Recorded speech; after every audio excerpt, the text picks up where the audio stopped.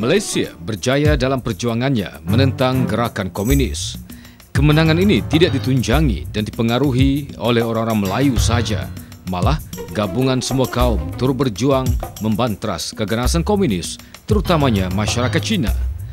Tan Sri Toh Chi Chiu merupakan salah seorang patriot negara yang berperanan dalam gerakan Perang Saraf menolak Parti Komunis Melaya. Beliau yang dikenali sebagai Sisi Toh adalah orang tempatan pertama menjadi ketua bahagian Perang Psikologi dari tahun 1956 hingga 1983. Sisi Toh turut berperanan penting dalam mewujudkan polisi kerajaan British dan Melaya semasa menghadapi ancaman komunis di Melaya dan juga dalam perbincangan dengan Parti Komunis Melaya. Beliau meninggal dunia pada tahun 1992. Sisi Toh adalah seorang patriot negara yang komited dan dedikasi tanpa mengira masa dan tidak menghirau tenaga bagi menghapuskan pengaruh PKM dengan kaedah pelbagai taktik dan strategik. Beliau adalah salah seorang wira yang tidak didendang. Sisi Toh mempunyai pegangan prinsip perjuangan yang amat kental. Jika kita hendak berjuang, kita hendaklah berjuang sepenuhnya dan bukannya sekerat jalan ataupun sebelah tangan sahaja. Penghayatan prinsip itu akan memantapkan lagi semangat patriotik cintakan negara. Sisi Toh berjuang menentang komunis sejak negara belum mencapai kemerdekaan lagi. Beliau menyatakan Malayan People Anti-Japanese Army MPAJA merupakan barisan hadapan Parti Komunis Melaya. The Japanese attacked Malaya at that time and more or less took over, and the British retreated, and on the way in Singapore around about February 1942 the British surrendered. But around about December 1941 the communists and the retreating British came to some arrangement. The communists said, "We will help you, we will fight with the Japanese, but we'll go into the jungle." So the British arranged. So a few of the British and many of these communists went into the jungle, and from there they operated in the jungle against the Japanese, and they were then known as MPAJA, Malayan People's Anti-Japanese Army.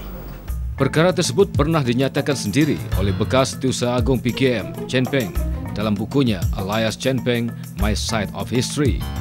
Dalam buku itu, Chen Peng menyatakan MPAJA mewakili PKM untuk berunding dengan pihak British bagi pendudukan semula British di Melaya. MPAJA telah mengadakan perbarisan dengan mengenakan pakaian gerela di hadapan orang ramai semasa proses pembubarannya. Chen Peng mengakui MPAJA adalah tentera PKM yang mengikuti peraturan dan tugas menyerahkan senjata kepada pihak British. Pada masa itu, hanya 4,000 senjata saja yang telah diserahkan, manakala 5,000 senjata lagi diseludup ke dalam hutan untuk membolehkan MPAJA meneruskan gerakan mereka. Ia sekaligus menggunakan identiti sebenar mereka, iaitu Parti Komunis Melaya. Chen Peng secara berterus terang menyatakan dalam bukunya, MPAJA adalah barisan hadapan PKM. Sementara itu, Profesor Chia Bon Keng dalam tulisannya Red Star over Malaya mengatakan sebelum penyerahan kuasa semula kepada British selepas pengunduran Jepun antara 15 Ogos hingga 3 September 1945, pergaduhan kaum telah berlaku. Gerila Cina, gerakan pimpinan PKM, telah keluar dari hutan dan menguasai 70% bandar-bandar kecil dan besar. Mereka telah membunuh orang yang disyaki bersekongkol dengan Jepun seperti orang kampung, pegawai-pegawai kerajaan dan polis. Huru-hara dan kekacauan ini hanya berakhir apabila tentera British menguatkuasakan semula undang-undang. Pada 1948, komunis melancarkan pemberontakan bersenjata untuk menubuhkan sebuah republik komunis di Melaya. Berikutan pemberontakan itu, darurat diisytiharkan pada 16 Jun 1948. Masa itulah, polis memikul tanggungjawab untuk memerangi komunis. Polis mempraktikkan semula pengetahuan serta kepakaran paramiliteri ketika menghadapi ancaman komunis. Tindakan berkesan hasil gabungan polis dan tentera termasuk dari negara-negara Commonwealth menyebabkan komunis lari lebih jauh ke dalam hutan dan menyeberangi sempadan Melaya Thailand. Dalam tempoh 12 tahun, komunis kehilangan 6,711 nyawa dan 1,289 lagi berjaya ditawan. Komunis sekali lagi menggugat keamanan dan kemakmuran negara pada tahun 1968. Parti Komunis Melaya melancarkan semula pemberontakan bersenjata untuk menumbangkan kerajaan. PKM ditentang hebat pasukan keselamatan. Beberapa kumpulan bersenjata menyusup masuk dari selatan Thailand dan beratus-ratus anasir bawah tanah mewujudkan rangkaian organisasi komunis seluruh Semenanjung. Mereka melakukan pembunuhan, keganasan dan pengkhianatan. Pasukan polis dijadikan sasaran utama sehingga mengorbankan Ketua Polis Negara Allahyarham Tan Sri Abdul Rahman Hashim dan Ketua Polis Perak Mendiang Tan Sri Ko Chong Kong. Bagaimanapun, mereka sekali lagi dikalahkan. Sehingga tahun 1976, seramai 3.900 anasir dan agen bawah tanah komunis berjaya ditangkap. Usaha PKM lumpuh untuk merampas kuasa dan menyebabkan mereka menggunakan taktik berunding dengan kerajaan. Taktik yang sama pernah berlaku pada rundingan baling yang diadakan pada 28 dan 29 November 1955. PKM semakin kehilangan pengaruh serta sokongan berikutan tentangan dan tekanan hebat yang berterusan pasukan polis dan tentera. Kemudian, PKM sedia untuk berunding sekali lagi dengan pihak kerajaan Malaysia dan Thailand. Hasil rundingan itu, satu perjanjian damai dimeterai di Hanyai pada 2 Disember 1989. PKM secara sukarela meletakkan senjata. Patriot negara Sisito terlibat secara langsung berjuang menghadapi komunis dengan perang psikologi.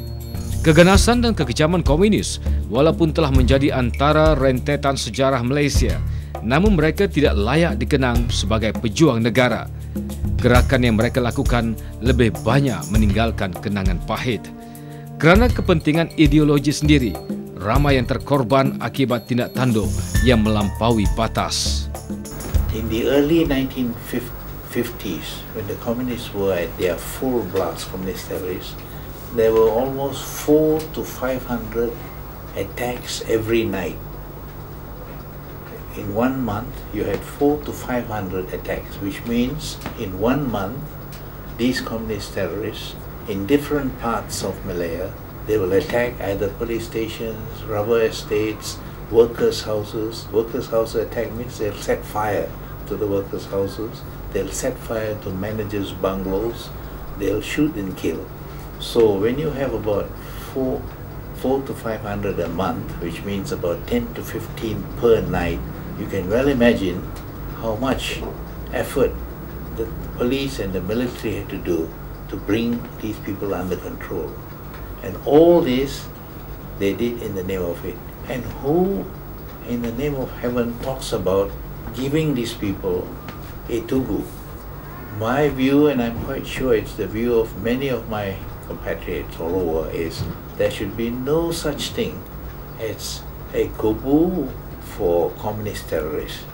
If there is any here in Semenanjung Tanah Melayu anywhere, the best thing we should do is to remove it, have no trace whatsoever of the communist terrorists, because they nearly took over this nation. They nearly made this nation the Communist Republic of Malaya. But fortunately, the security forces and the government was able to control and overcome these people, and we are now free as anything. So for that reason, the reasons that these communists attacked Malaysia, there should be absolutely no talk of any tugu or anything for them.